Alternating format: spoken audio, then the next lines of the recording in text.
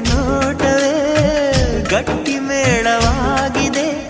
ರಾಗ ಎನ್ನಲೇ ಅನುರಾಗ ಎನ್ನಲೇ ಪ್ರೀತಿ ಎನ್ನಲೇ ಹೊಸ ಮಾಯೆ ಎನ್ನಲೇ.